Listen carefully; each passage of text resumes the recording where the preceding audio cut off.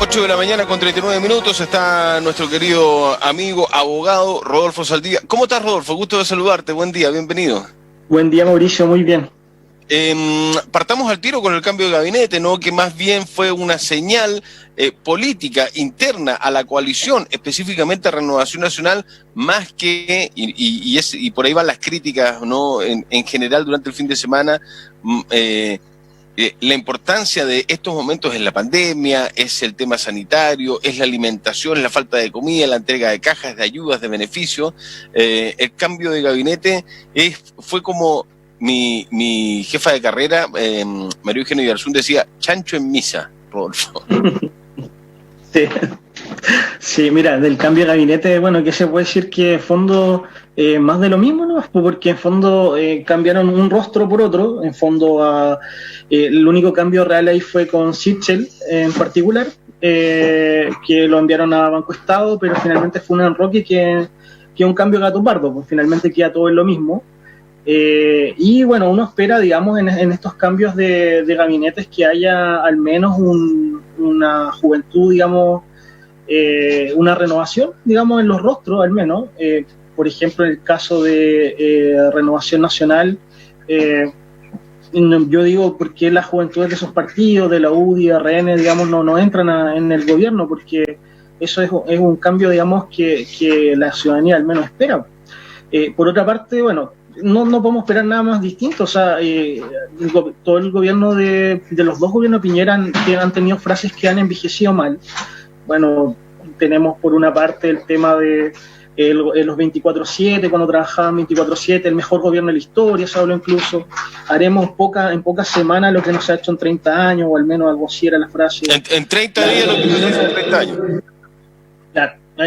Las constricciones en tema de derechos humanos de Piñera pidiendo perdón, y bueno, tenemos después en octubre el estallido social, donde hay organismos de derechos humanos puestos digamos, en la mira al gobierno de Piñera. Entonces, digamos, yo creo que no entender las señales, que los cambios de gabinete son para dar señales políticas que generan un movimiento, un cambio, es no entender mucho, y en este sentido es una lástima porque siempre los gobiernos, o sea, los anuncios del presidente quedan un poquito como cortos. Por una parte del sector de la oposición hay personas que dicen, no, y otra vez la letra chica, ¿dónde viene la trampa aquí? Pero por otra parte también hay gente que tiene un poco más de esperanza en esos llamados, y en lo concreto, digamos, la gente no percibe, digamos, la población no percibe que haya un cambio importante, finalmente un cambio. Yo lo planteaba más o menos así, en el fondo es que el hecho de que si es que Monkever está en un ministerio, ¿cuál es el problema de llamarlo a la moneda y decirle cuál es su opinión? Porque estos enroques de ministros no lo entiendo mucho, son propios más del siglo XIX que hoy en día. Ahora, por otra parte tenemos el tema económico, el tema de las comisiones, que en el caso de la presidenta Bachelet en su oportunidad hubo muchas comisiones, incluso hubo burla en el sentido de que cada vez que había un problema se nombraba una comisión. Yo creo que, y esto lo vi en una publicación del País, el presidente de Francia, Emmanuel Macron, llamó, digamos, a una comisión de los más altos economistas que existían, digamos, incluso europeos, para tratar de salir de lo que viene después de esta crisis. En el gobierno yo no veo que estén activando esos canales, que sean pluralistas, porque finalmente llaman a las mismas personas también. Finalmente para eso mejor traen a sus asesores parlamentarios, digamos, pero la idea es que sea pluralismo, un acuerdo muy amplio, y digamos hay frases, por ejemplo, que sale en esta nota del País de Georges Clemenceau, que fue el primer ministro victorioso en la Primera Guerra Mundial, dice, si usted quiere enterrar un problema, nombre una comisión. Digamos, se entiende que las comisiones lo que hacen finalmente es tratar de que el político le permita enterrar un problema, simular de que está haciéndose cargo y que está trabajando. Incluso hay fotos incluso de Macron con las manos arremangadas, digamos, tratando de trabajar. Esas son señales, digamos, importantes que la ciudadanía percibe. Yo creo que sí, esas comisiones son como las mesas de trabajo, Rodolfo, ¿no? Vamos a una mesa de trabajo. Finalmente, claro, pero si las arman bien, pueden dar señales potentes. Por ejemplo, tenemos el hecho de que han existido experiencias exitosas. Yo también en la misma nota, yo les recomiendo que se lea ahí unos ejemplos de lo que fue los tratados para generar el estado de bienestar posguerra, post Segunda Guerra, y que creo que fue, por acá la voy a tener, el informe de Arnold Toynbee creo, no sé, pero hay, digamos, experiencias exitosas en ese sentido de donde han permitido salir de crisis importantes en este sentido. Ahora, ¿qué vemos en Chile? Digamos, en lo concreto, tenemos que el vínculo, el canal entre política y negocios, digamos, ha terminado por socavar un poco lo que es la idea de la democracia en particular, pero eso en todos los países, en el caso de Argentina con Macri, en el caso de en Bolivia con Evo Morales incluso también. ¿Qué ocurre? Bueno, el hijo de Andrónico Lucci, un año de Canal 13, saca a Mónica González del matinal, digamos, de Mesa Central el domingo, y finalmente eso no es leer lo que está sucediendo, porque hoy en día los sub-35, gente de 40 años, finalmente cuando ves esas actitudes, finalmente apaga la tele nomás, o sea, deja de ver y ya no influye. Cuando ves tú que la falta de pluralismo es total en los medios de comunicación, finalmente tú lo que haces es apagar. Y finalmente... Mira, yo quiero hacer quiero hacer un paréntesis ahí, Rodolfo, porque lo que sucedió, acuérdate que hasta hace 3 meses aproximadamente habían 4 programas de conversación política o de análisis político los domingos de la mañana. Estaba Mesa Central de Canal 13, estaba Estado Nacional en Televisión Nacional el domingo en la mañana, estaba CNN también, en Mega se había empezado a hacer uno durante el estallido social, habían 4. Algo se hizo para dejar un solo programa de análisis político el domingo de la mañana. El domingo de la mañana tenemos un solo programa de análisis político, sacaron el resto de los programas, ya no existen, el único programa es Mesa Central, y del panel, que era bastante pluralista, por decirlo, ¿no? Con Patricia Politzer, sí, con el Quique Mujica, con Mónica González, por cierto, ya, y con Cristian Bofill, que es el director de prensa de Canal 13, ¿no? Y que fue director de La Tercera, etcétera, y con los sectores y pensamientos, hasta ideologías, te diría yo, bastante marcadas dentro de ese panel. No solamente se convierten en el único, sino que borran ese panel y cambian a los protagonistas, sacan a gente que era un tremendo aporte, se terminan los programas de análisis a esa hora, y después en la noche pasa algo similar con este cambio de nombre que pusieron Estado Nacional Prime en Televisión Nacional. Pero llama mucho la atención para algunos, capaz que no se dan ni cuenta, pero que hay un tema editorial importante. O sea, sí, esto es lo que queremos que se hable en televisión y no más, no el resto. Mira, y claramente hay una cuestión planificada ahí en sacar a todos los programas de un paraguaso.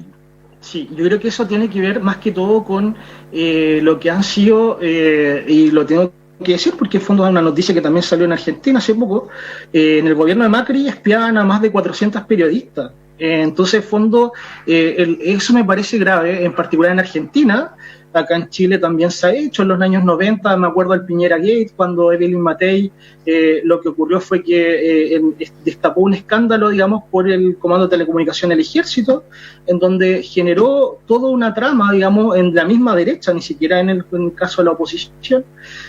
Finalmente eso ocurre, es parte, digamos, de lo que ocurre en las democracias, digamos, y porque finalmente si no lo hace en tu propio país, lo va a hacer finalmente un país extranjero, y digamos, esa es una manera de obtener información. A mí lo que me parece cuestionable es que traten de tratar de entender o leer la realidad en todos los países latinoamericanos. En el caso de Brasil, por ejemplo, con Bolsonaro, en donde finalmente casi todo su cúpula de gobierno son militares. En el caso de Evo Morales en Bolivia, donde fue un golpe mediatizado, digamos, por la élite santacruceña. En el caso de Bolivia, la gente, digamos, está cansada de eso, y finalmente por eso se evalúa la idea de democracia, la idea de elecciones. Todos estos cambios, por ejemplo, a los límites de la reelección, finalmente son más que todo intentos, un esfuerzo importante, pero la idea de crisis de representación, o sea, la crisis de la representación, en particular en diputados, en senadores, es muy compleja, y evidentemente va a traer, digamos, estallidos sociales si es que no hay un cambio de fondo en esta situación, es un cambio de época, digamos. Sí, claro. Y ahí tenemos también, por ejemplo, el caso de Trump, ahora pasando con análisis de entre Estados Unidos y China, esta crisis que hay. El Pentágono le puso los puntos sobre las guías a Trump en el caso de lo que quería hacer Trump, digamos, el tema de casi militarizar las calles en Estados Unidos, y es un mal dramático y endémico de todas las democracias occidentales el hecho de que Estados Unidos, digamos, trata de controlar, digamos, todos los países, digamos, que orbitan en torno a él.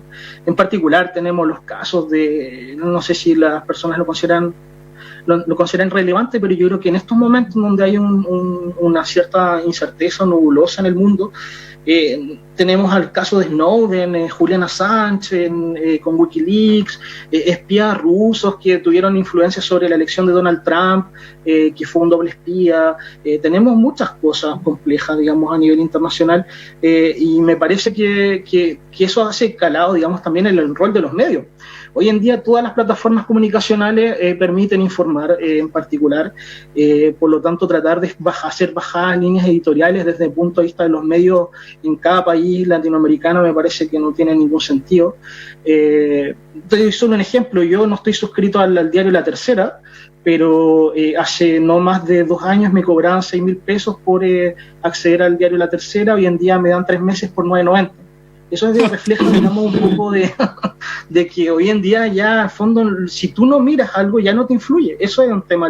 La capacidad de influir sobre los políticos, sobre la gente, está en otras esferas, en otros planos, digamos, porque la forma de comunicarse, digamos, cambió.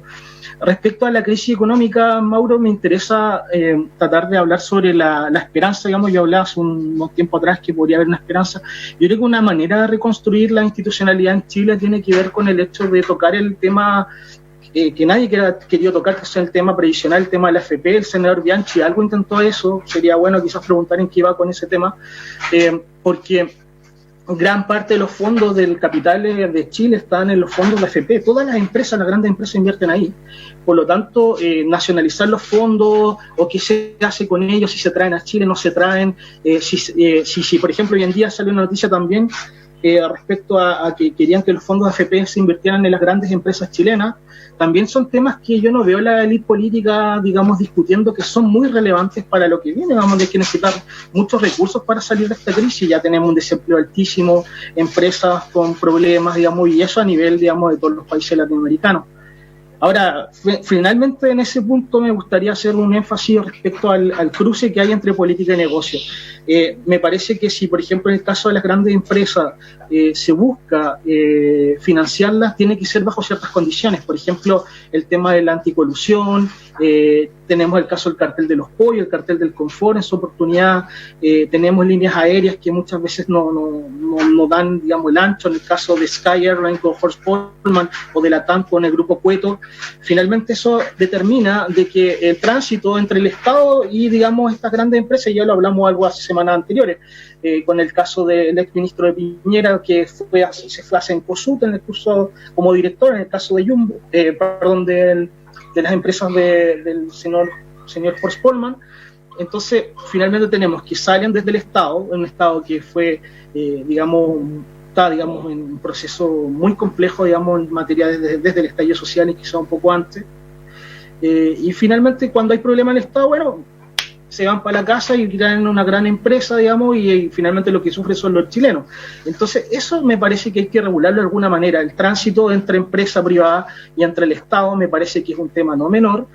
Por otra parte, cuántos montos, qué recursos se invierten desde el punto de vista de la ciudadanía en esas empresas es algo que me parece muy importante. O sea, yo digo, por ejemplo, que ha hecho la TAM, que reclama fondos públicos para que niños de La Pintana, por ejemplo, o de cualquier comuna de Santiago conozcan Torres del Paine, por ejemplo, que conozcan Iquique, Arica, que conozcan su país, que han hecho las grandes empresas, Unimar o Jumbo, digamos, con el tema de las canastas de alimentos.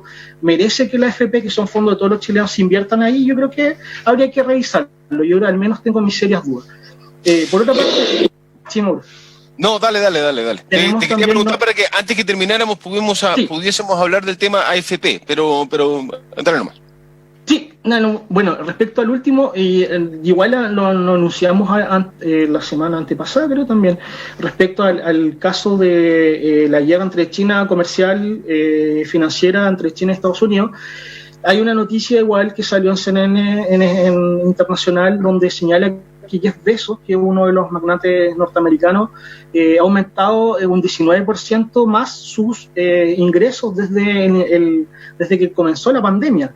En el caso de los chinos con Alibaba, digamos, también ha aumentado los recursos. Yo no especulo sobre ese tema porque no tengo información respecto a eso, pero al menos es sospechoso, digamos, que dentro de todo esto, digamos, los grandes beneficiados sean empresas chinas por vía tecnología, norteamericanas también, y por las cadenas de distribución que puedan tener, mientras todos los países estamos con fronteras cerradas. Yo creo que no entender tampoco, leer eso, digamos, un punto de vista a nivel latinoamericano, que siempre con nuestras disputas de menores, digamos, en temas de territorio, recursos, digamos, me parece muy menor. En ese sentido, también hay una nota de Macron respecto a lo que hizo cuando reunió, digamos, a estos 30 intelectuales que, o sea, al menos los va a citar para generar un proyecto post pandemia. Me parece que son esfuerzos interesantes. Hay un comité, en el caso del Reino Unido, el comité Macmillan, digamos, que fue una respuesta a la crisis del 29, donde Chile fue uno de los países más golpeados por esa crisis, y hoy en día que estamos en un nuevo retorno, digamos, una crisis 20, que fue propia como el siglo XX, cuando Chile, según informes de la época, fue el país más golpeado del mundo. Hoy en día yo creo que tenemos algo quizás parecido. El informe Macmillan yo creo que fue un buen aporte, digamos, en ese sentido. De ahí nacen proyectos interesantes también, en el caso de Corfo, cuando fue el terremoto chileno del 60, en donde se invirtieron grandes recursos públicos en empresas estatales, una idea de sustitución de importaciones bastante relevante, en donde se empezó a crear productos nacionales. Hoy en día no sabemos cuánto esto va a durar, si van a haber nuevas crisis en materia internacional, donde generalmente las fronteras estén cerradas mucho tiempo más, y va a ser parte quizás de una nueva normalidad, que queramos verla o no.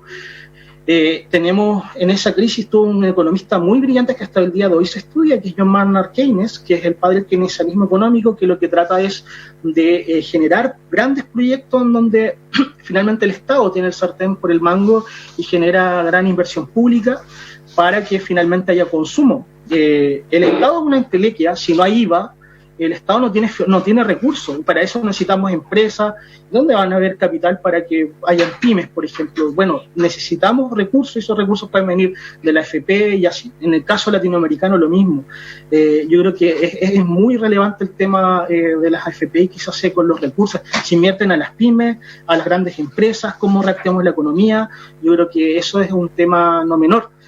Más allá también de estar repartiendo cajas de alimentos, que yo creo que es muy importante, porque mientras esto se discute, la gente necesita alimentarse. No vamos a estar discutiendo que la gente no tiene que comer. Eso es muy importante. Así es, comparto absolutamente. Nos quedan 3 minutos. Vamos con el tema, Rodolfo, de AFP. ¿Qué pasó el viernes y qué es lo que podría pasar de aquí en las próximas semanas? Porque la gente siempre se va ilusionando que esto es como una montaña rusa. Uy, se acogió un recurso, no, se rechazó, no, en la Cámara dicen que no, uno escucha al gobierno, no vamos a poder sacar ningún porcentaje de los fondos. ¿En qué está? ¿Qué pasó el viernes, Rodolfo? Sí, el viernes, hubo un alegato donde yo me tocó alegar en la Corte de Apelaciones de Punta Arenas, en donde lo que buscamos es que a la señora Beatriz Valenzuela, que trabaja en un CEFAM acá en la región, digamos que está en edad jubil, tiene 61 años, que digamos tiene problemas de salud, que no tiene, varios problemas que todos los chilenos tenemos en general, a pesar de que incluso ella tiene un muy buen sueldo, un sueldo muy alto hoy en día, va a recibir como pensión un sexto de lo que hoy en día recibe como ingreso bruto. O sea, no me corresponde revelar aquí, digamos, cuánto gana, pero es más o menos para que se hagan una idea, que es un sexto o un séptimo lo que va a recibir, siendo ella que tiene casi 40 años de cotizaciones previsionales. Y finalmente eso hace, digamos, cuestionarnos si es que es necesario realmente un maquillaje, una reforma del FP, o generar un modelo distinto. Yo en particular represento a la coordinadora No Más FP, y en este caso lo que tratamos de hacer es buscar que se aplique la Constitución, que en fondo es que te garantiza el derecho a propiedad en particular, para que podamos retirar los chilenos, digamos, los fondos del FP. Obviamente hubo argumentos contrarios que pueden ser plausibles, digamos, de discutir, en particular ciertos artículos del decreto ley 3500 que regula el sistema FP, y bueno, respecto respecto a ese punto, yo hice presente, y esto es una discusión que se dio en su oportunidad también en el Tribunal Constitucional, la legitimidad o el problema que tiene ese decreto, porque finalmente entró antes en vigor que la Constitución. Ahí hay un tema complejo. Por otra parte, es un decreto ley, para que la gente entienda, esos son decretos que dictan, valga la redundancia, los dictadores. No hubo Congreso en esa época, todos sabemos que en los 80 el Congreso estaba cerrado. Por lo tanto, ya desde Andrés Bello tenemos que el concepto de ley establece que es una declaración de la voluntad soberana, dice que manifestada la forma prescrita por la Constitución, manda, prohíbe o permite. Esa es la definición legal de ley. Y ahí entramos a inmunizar. No había Constitución, o al menos estaba la del 25, digamos, la Constitución del 80, la que hoy nos rige, que rige in actum. Por otra parte, tenemos que ese decreto de ley tiene ciertos vicios de constitucionalidad, y ese fue uno de los puntos, pero finalmente lo relevante aquí, más allá de las señales que puedan haber al sistema, digamos, el problema es un caso concreto, y eso es lo que hay que resolver. Esto va a ser quizás como el tema de las ISAPRES, va a haber que ir al tribunal a reclamar. No es un tema de un cambio de modelo, más allá vendrán si hay discusiones políticas o no, si es que se a raíz de este caso, si es que se llegase a irnos bien, digamos, me muestro optimista que puede ser una buena señal para recuperar confianza en el Poder Judicial, sobre todo en el Tribunal Constitucional. Recordemos que nosotros alegamos con Fernando Atria, digamos, y Javier Aravena en el Tribunal Constitucional para que estos fondos fueran a las personas, y no fue mal. Y no fue mal, ¿por qué? Porque el gobierno del presidente Piñera envió informes pagados con grandes abogados para que nos rechazaran esto. Por otra parte, tenemos de que la presidenta del Tribunal Constitucional, ella trabajó en el segundo piso del gobierno del presidente Piñera, por lo tanto tenemos un problema ahí serio con el plan constitucional, y por eso también es importante el cambio constitucional, la reforma, y que haya una nueva constitución, porque finalmente las instituciones, si se ven carcomidas de esa manera, nosotros que somos operadores y que tenemos confianza en la justicia, digamos, yo creo que son muy malas señales, así que bueno, a esperar que el Poder Judicial trate de entender esta situación. Hay un fallo no menor de la Corte Suprema que también se hizo mención en ese alegato, en donde señala que el control concreto de constitucionalidad lo tiene que hacer los tribunales ordinarios, en particular la Corte Suprema. Y hay su oportunidad, un choque de tren ahí entre el TC y la Corte Suprema sobre esto. Rodolfo Saldivia, Café Político, el primero, como buen día lunes, como buen inicio de semana, para conversar de lo que ha sucedido en los últimos días y lo que se viene también durante esta jornada y las futuras durante esta semana. Rodolfo, un abrazo, muchas gracias por la conversación. Un abrazo, Mauro, que estés bien. Chao, Rodolfo, que estés muy bien, chao, muy buenos días. Pausa, y en los próximos minutos conversamos con el senador Carlos Bianchi a través de las plataformas de Polar Comunicaciones, en la primera entrevista en extenso que da después de todo lo que ha sucedido la semana pasada, pero hay otros temas que hablar también. Hay proyectos respecto de los servicios básicos, vamos a hablar del retiro de fondos de pensiones, pero también vamos a hablar de política y de este límite a la reelección. ¿Qué pasa con el bianchismo? Pausa, ya venimos.